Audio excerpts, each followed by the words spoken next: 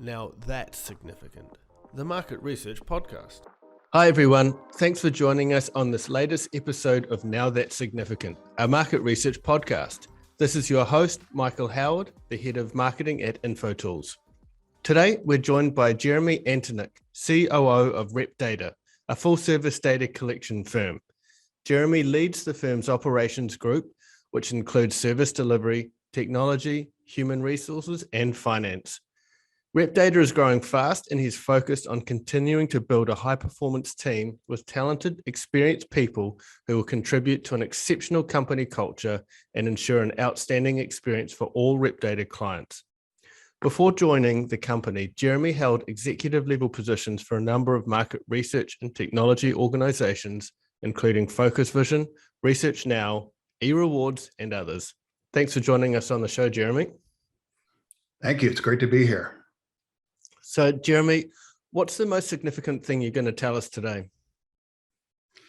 I think it's a really interesting time to be in the market research industry as the industry continues to evolve. Sample quality issues just continue to plague the industry. I had a brief break in about a year ago from the industry, and I knew sample quality had been a challenge for many years, but after returning to the industry, I found that sample quality had to become a pandemic on its own. The COVID pandemic, of course, exacerbated some already existing supply and demand challenges. And so that's really made it critically important to take a hard look at how we're sourcing sample and collecting survey data. Now, I think what I've seen really comes down to a couple types of quality issues. A lot of people talk about, speeders or straight liners. I'm going to classify the quality issues a bit differently with two ends of the spectrum. One is just a careless respondent, right? Somebody that's not intentionally committing fraud, but maybe they're just not really paying to the survey. They just don't care, right? So careless respondent. Sort of the next level up is sort of the reckless respondent, somebody that's starting to falsify some information, but trying to still trying to stick to the truth overall. The next level up is the individual gamer. These folks could care less about your survey data or any decisions that come out of that data analysis. They are in it for the incentive. And the last segment that I would classify would be really the segment that seems to have just exploded in the last 2 years, would be the professional gaming organizations, where you have a group of individuals that have come together in an effort to take surveys and earn incentives as a form of monetary compensation. Now, as you know, this type of data just can really wreak havoc on the analysis, which can ultimately lead to some incorrect business decisions. To the extent that we can address these quality issues, then we can ultimately have more sound data and make some smarter business decisions. Yeah, it sounds like you've got your work cut out for you then. So sample quality issues, I guess like data quality or any quality issues really, are beholden to that old saying, rubbish in, rubbish out. And it's more relevant today than it ever has been, especially with the plethora of data that we have around us. What's the damage then, and you touched on it briefly, if nothing's done to address these quality issues? Yeah, that's a great question. Running an operations team, we deal in a world of performance metrics and KPIs, key performance indicators. I would love to see a KPI on the number of hours of lost sleep, or the number of hours worrying about a key business decision that is going to be made as a result of the data and the data analysis, right? So, ultimately, if we're investing money and resources into fielding these research projects, chances are it's for some very important decisions, right? I want to believe that if we can improve the quality of the sample, improve the quality of the survey data, means, we're going to have accurate analysis, which means we're going to be making accurate business decisions. And our KPI of lost sleep and hours spent worrying just will continue to go down and to the right. Mm. Yeah. I mean, I heard recently someone claiming that up to 40% of data was fraudulent, and the confidence that you can make on your business decisions when knowing around 40% could be inaccurate. It's quite a significant number. Does that resonate with what you've seen? Absolutely. Unfortunately, I would say that is more commonplace than the anomaly that was my experience in this industry just 5 years, certainly 10 years ago. Mm. We'd see the occasional quality issue. We'd start to put some basic quality controls in place, and for the most part, the data would be reliable. Since then, the professional survey gamers have really sort of upped the stakes and are much more sophisticated than they have ever been. And it's very easily, instead of one person sitting at a computer clicking through a survey, it's now you can have servers or multiple people in an operation that are going through and trying to get your incentives en masse. Yeah, so yes, I'd say very common, 20%, 40%, depending on the audience, the incentive, type of survey, and of course the source of the sample. You could very easily get to the point where you're north of 50, 60, even 80%. If you're not on your game. So that's a pretty good introduction to the reason why RepData is around now. You were founded in mid-2020 to address these quality issues. So do you mind giving us a bit of a background, the genesis of RepData, and what drew you to the organization? Yeah, absolutely. Our really comes back to our founder, Patrick Stokes, who's a former colleague of mine in the eRewards and Research Now days. He then moved over to Lucid and was part of the early Lucid days, driving growth there. But through his time, through my time in the organization, he really saw an opportunity to address the sample quality issue head on. It's one of these topics where people have been talking about it for well over 10 years, 15 years, maybe 20 years, right? But nothing seems to really improve. In fact, if anything, I think most would agree it's probably as bad now as it has ever been. Right. So he saw an opportunity to really just try to tackle that problem head on. That along with some challenges and just the consistency of the service, both just the customer service, the feasibility of the sample that was being delivered. You thought, what, if I could stand up an organization that addresses those problems, that company just has a tremendous growth opportunity ahead of it. And sure enough, that is exactly what happened.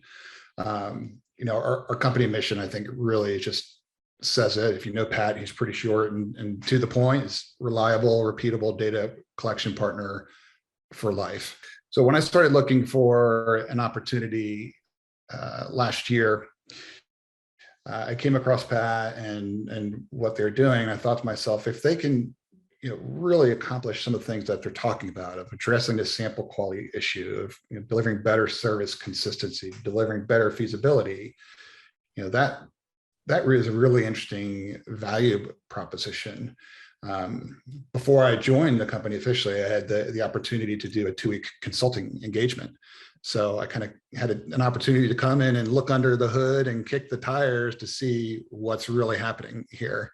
And, suffice to say, I really liked what I saw. And when I asked myself some hard questions, are they really addressing the sample quality issue?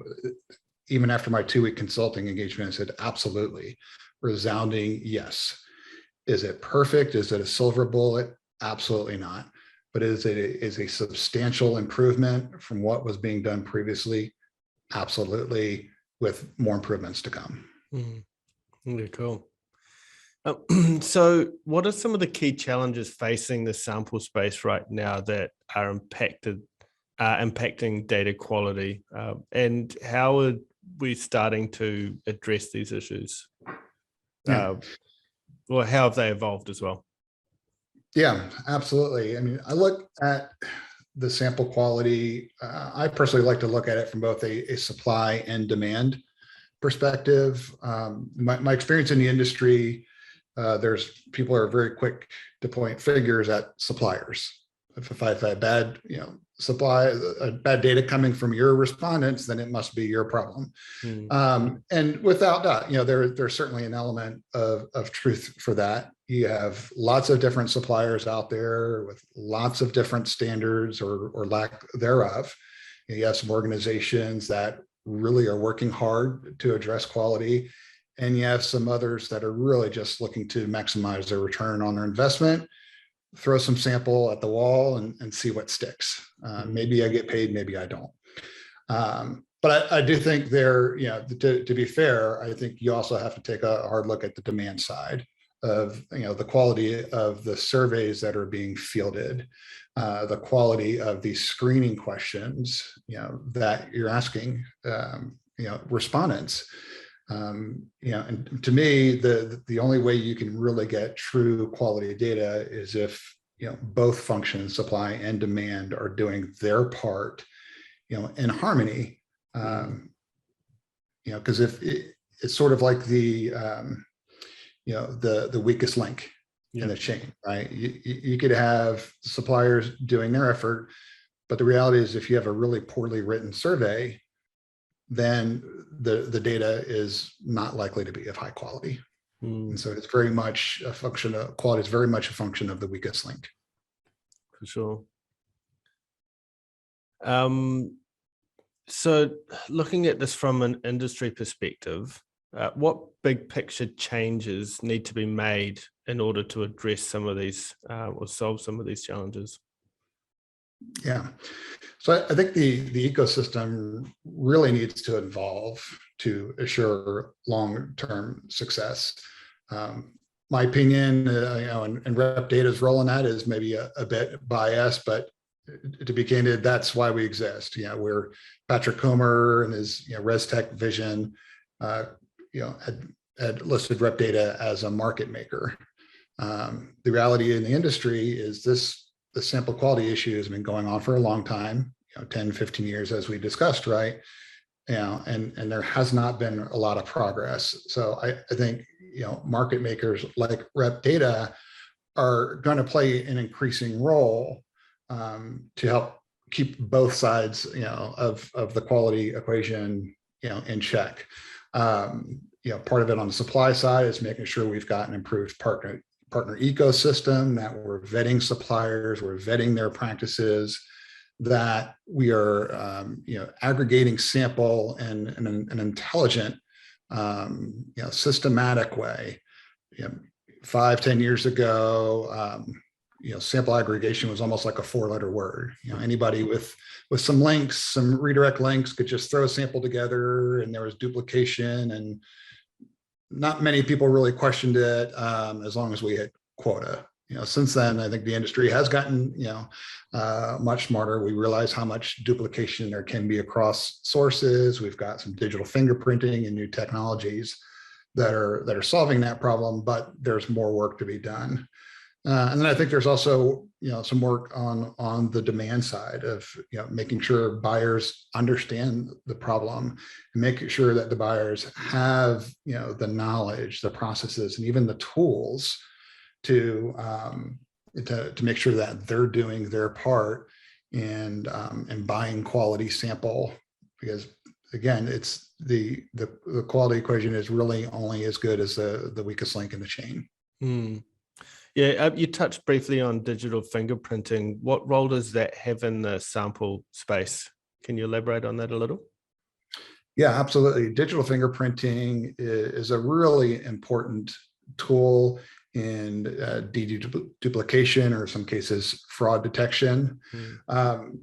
Deduplication, you could have one person trying to access a survey multiple times from the same device.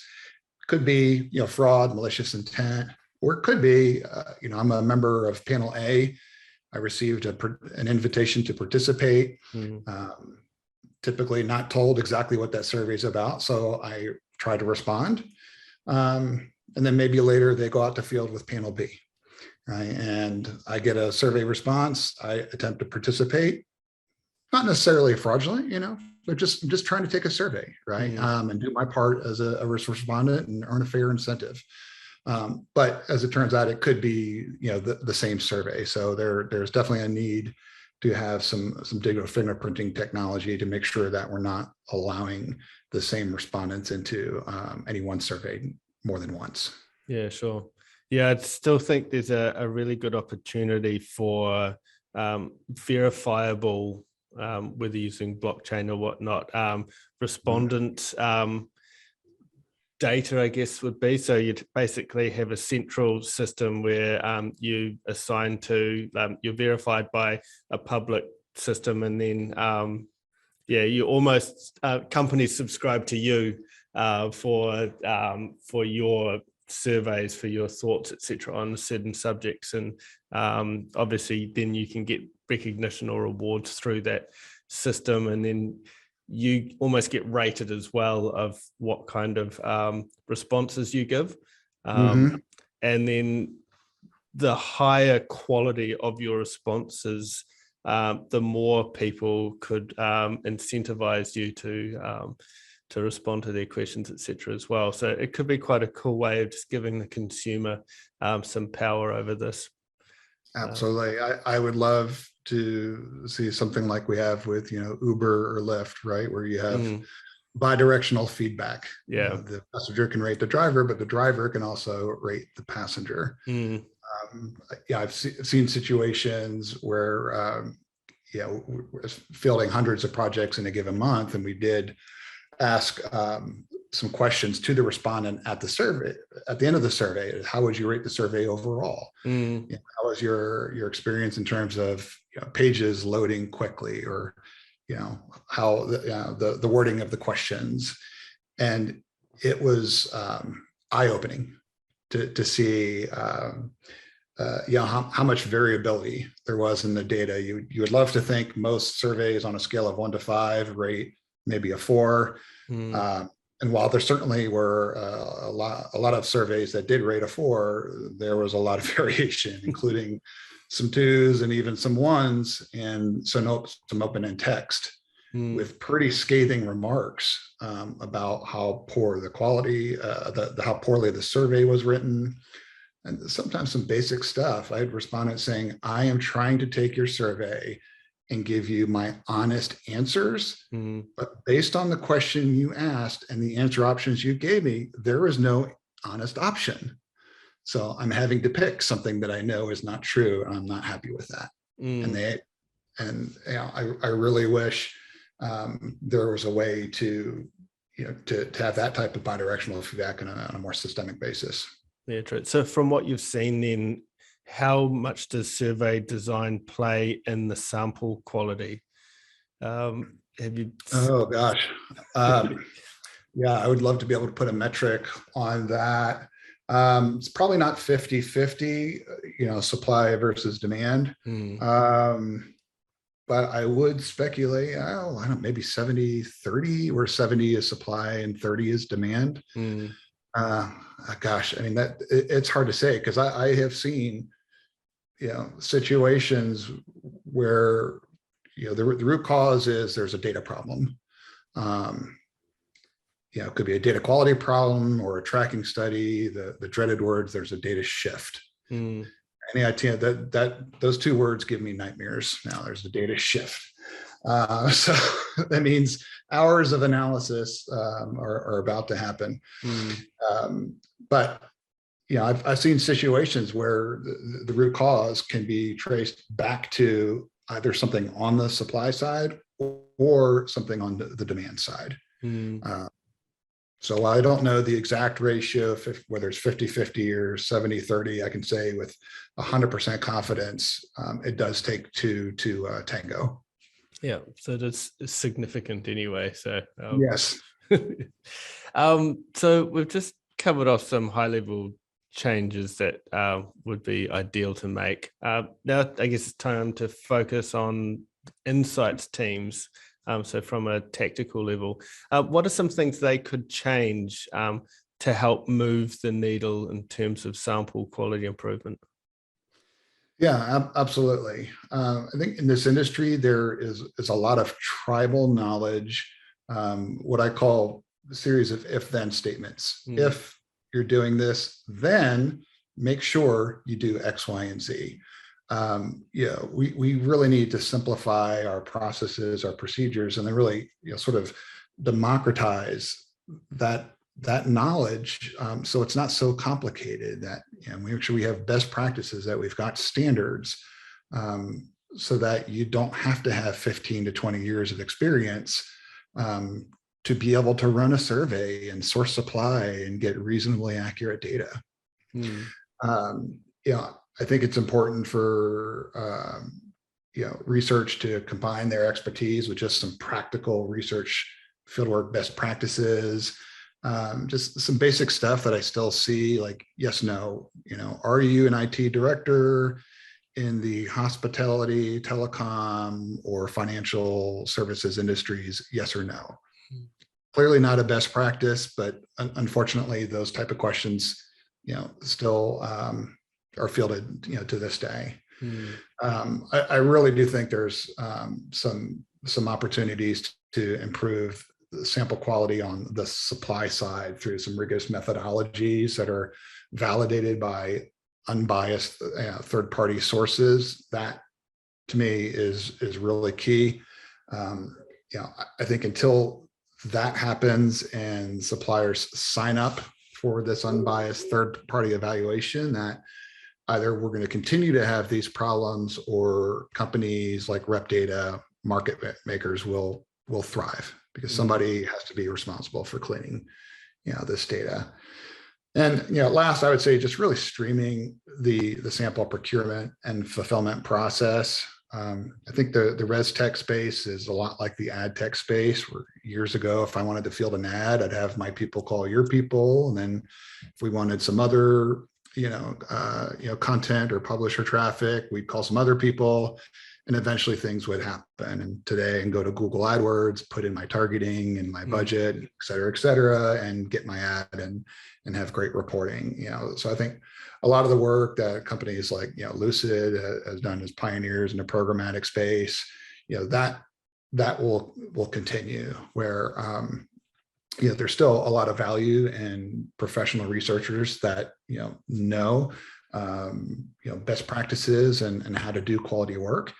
But we really need to streamline and simplify just the procurement and the fulfillment process with great technology. No, too true. So you've touched on it a couple of times already, and you wrote about the concept of the market maker a couple of months ago. So do you mind just unpacking what this is and how it comes to play here, what it means for what you're doing? Yeah, absolutely. For me, it really comes down to four things. The first would be sample source autonomy and impartiality. Essentially, we're an unbiased source, right? There's lots of organizations that are doing, other things such as sample aggregation. But what I've seen is with most organizations, with most suppliers, is they have their own source of sample. They want to use that first because that's the most economical. And then they add in sample as needed to complement their internal resources, right? And the reality is that may or may not be the best approach. Often we find it's not. And so to have an organization that can really look at the specifications of the project and make some unbiased suggestions on which sample source, I think is really a piece of the puzzle when it comes to quality control, right? Make sure, if you want a certain type of fish, make sure you fish where those fish are, not throw your line in the water and hope something bites and it happens to be one of those fish, right? So sample source autonomy and impartiality is number one. Number two would be the rigorous quality control, right? Not relying on the sample suppliers to do their own policing as much as we would love to, think and hope that they are. but really putting some quality control standards at the point of survey entry, during the survey, after the survey, to make sure that the data that is going to fuel the analysis is sound. Third piece of the puzzle will be really just a group of talented, experienced people, well-designed business processes, and innovative tech that can do this at scale. Anybody with the right amount of time and resources and knowledge can field 1 or 2 surveys a month and just spend hours and hours and hours to make sure they get it right. The reality is in this industry is, volume can be overwhelming very quick.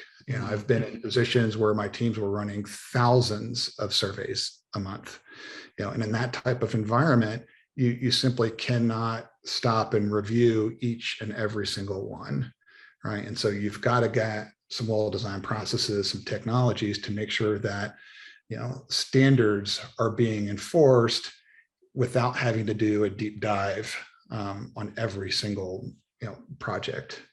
And then I think the last piece would be just making sure that both the buyer and the supplier benefits. I think having this sort of unbiased third party, almost we're almost like a seat at the mediation table in some cases, right? Where the buyer really wants their quota filled, and supplier would love to fill that quota, but sometimes you get down to the lowest, incidence groups, hardest to reach. And say, well, you're going to have to go send 100,000 email invitations or consume 100,000 units of traffic for 2 completes. Suppliers are probably not going to be real excited about that, right? And so it can be helpful to have an organization, that sits between the buyer and the supplier to facilitate a resolution. Yeah. So, Jeremy, the discussion that we've had today, it could come across very doom and gloom. But what we do as a market research, market insights function is incredibly valued to organizations that we work in and with. So what are some of the positives? What are some of the benefits of getting quality sample data into an organization? Yeah, it's a great question. I think really it comes down to the magnitude at which you're able to realize the opportunity, at hand. With my teams, I really encourage the teams to not look at just another quota and more targeting criteria. Like, just pause. What is the purpose of the research? What is the value that we hope to create? And the amount of value really depends on the quality of the data. I've seen just such variation where, on one hand, the researcher left frustrated that they did not get the insight they had hoped for, or maybe they did, but they weren't really comfortable or confident in making a business decision, especially those business decisions that have significant financial implications, going out, developing a new product, manufacturing that product, pushing it out to market, marketing that product, significant financial implications. On the other hand, I've seen organizations, and I can tell because the ones that are just thrilled when they come back to us, which fortunately has happened more often than not in the past year. But those organizations say, look, not only did we get what we want, but we also got X, Y, and Z. And it could be, hey, not just the 1 or 2 questions that were really the key decisions we hope to get, but maybe some of those add-on questions that we're continuing to get quality data, not just on question 10, but deeper into the survey, maybe question 25, but that's still good data. Or maybe mining the open ends. I've seen situations where it literally came down to 1 or 2 open ends out of hundreds of respondents that triggered that light bulb moment for the researcher to say, hey, when I present these findings back to my business stakeholders, let me add a couple of things in here that they may find interesting. And that came from just 1 or 2 open ends that you probably wouldn't have gotten had you not been intentional about getting quality data from the beginning of the research study. Yeah, awesome. It's a great North Star to aim for. So excellent. It's great stuff. So if I can just recap what we've talked about today, the sample quality issues that the Insights industry is facing at the moment. It's been accelerated by the pandemic, as a lot of things have been lately, and some of these were around the careless respondent. So often those people that are probably dual screening, watching their latest Netflix show while trying to earn a little bit of coin after on the side. We've got reckless respondents, individual gamers, professional gaming organizations as well, all contributing to that the drop in quality that we have experienced quite sharply over the last couple of years. We covered off what's at stake if organizations fail to address these quality issues as well. Jeremy, you talked about some of the driving reasons behind rep data and how it's helping raise the bar of sample quality, and therefore the insight quality that results from such collections, and obviously the outcomes that come from those. We talked about the macro and micro changes that need to be made from both an industry and individual level as well. So insights can once again be that light bulb moment rather than that dull glow in the background that it sort of has come, which is a shame because it's such a powerful thing for businesses. Right. Finally, we talked about the idea of that market maker, the unbiased sourcing, rigorous quality controls, being able to add value at scale, mutual value to both buyers and suppliers. I think that covers it, right? That's a lot for one session. So It was. yes, that covers it. Cool. Well, thank you so much for joining us on the show today. Been a really fascinating discussion with you, and we'll be watching your progress and your activity out in the market with an eager eye. Great. Thank you so much. Really enjoyed it. No worries. And thanks to all your listeners out there as well. If you have liked what you've heard today, please subscribe to the podcast or share it with others who might also have found this useful. There's a lot to be done in the sample quality space, but when we do, we've heard what happens when you get it right. So thank you, and thanks for listening to Now That's Significant.